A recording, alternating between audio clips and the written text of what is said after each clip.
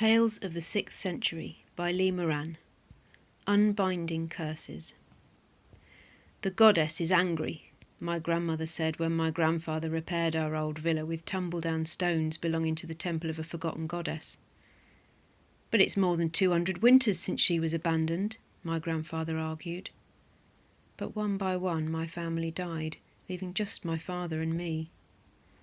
I went to the temple ruins, grown over with sedge grass, to bury my dog, my only friend, hoping to break the curse. I pulled at the grass and the roots lifted easily. Beneath were tiny coloured tiles perfectly forming the face of a lady, a mosaic from the faded empire my family still clung to. I buried my dog somewhere else. The lady in the temple lured me and I uncovered a little more. Perhaps if I returned her into the light, the curse might be lifted. I looked up and found myself watched. A girl, about my age, her head side-tilted, peered around the hazel tree. Our eyes met. Perhaps she saw the loneliness in mine. She edged closer. Kneeling beside me, she began to help. Her name is Bryni. She ties her blonde curls back, though some wilfully escape. Trading with her village has taught me a little of their language. Saxons never use ours. We met each day and I learned a lot more. We have a mosaic in our home, I told her. Like this? Her bright eyes had never seen such sights. No faces, just weaving lines. We have statues and frescoes too, and a chest filled with scrolls, though we cannot read them. She knew nothing of the things I spoke of. Treasures, I tried again in her language, of long ago.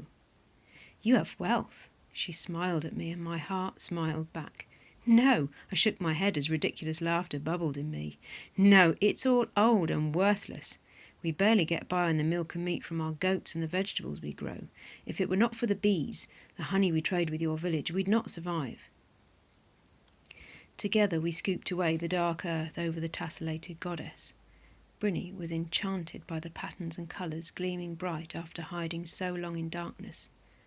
I was enchanted by her, the sparkle of her delight and her knees touching mine.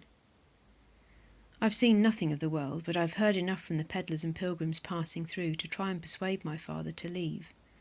As always, one shoulder high, he sucked through his teeth and said, "There is much danger out there. We're safer here, where we belong." His sinews stood proud as he swung his pick into the ground. I could not tell him of Bryni. In keeping me safe from the world, he has kept me from the joys of it. At night, I dreamt of her smile and the way she hitched up her smock as we worked. In the hot summer days, Bryni and I unearthed the goddess and revealed ourselves to each other. Yesterday, I vowed to speak to my father, but on returning home I found him slumped, his face pained and white, his hands in a stiffening clutch at his heart. This morning, I buried him in the meadow. Perhaps it is our tumble-down villa that's cursed. For me it holds only the past. I am walking away, breaking a chain. I'll take my chances elsewhere. I imagine Bryni and me on the old cart, her knee touching mine. The bee-skeps loaded up and the skinny goats tethered behind, ready to make a new home far from here. But I fear she will have too many reasons to stay. Bryni is at the temple, her back to me. I am leaving, I say, but she remains still. My father, I am to be married, she says, turning. Silver tears catch the light over her cheeks. A boy born the same day as me, it is our fate. I am winded, as if punched.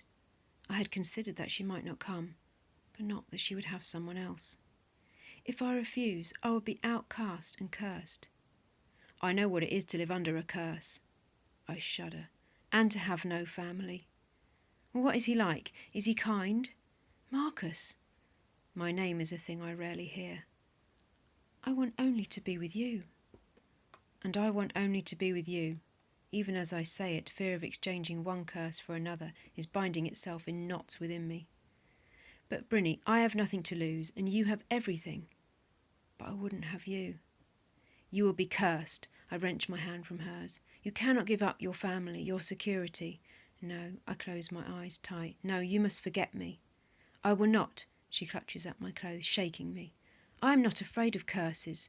Her blonde curls wilfully escape from their ties. She is beautiful in her defiance, infectious in her confidence. My eyes are locked into hers, and I know that I cannot let her go. My thumbs wipe away her silver tears. Marcus? My name on her lips snaps a tied knot inside me. I'm not afraid. Are you? Not while I have you. I kiss her and fold my arms around her. Her heartbeat against mine is drowning out my doubt. Come away with me, I say, as the fear of exchanging one curse for another is unbinding.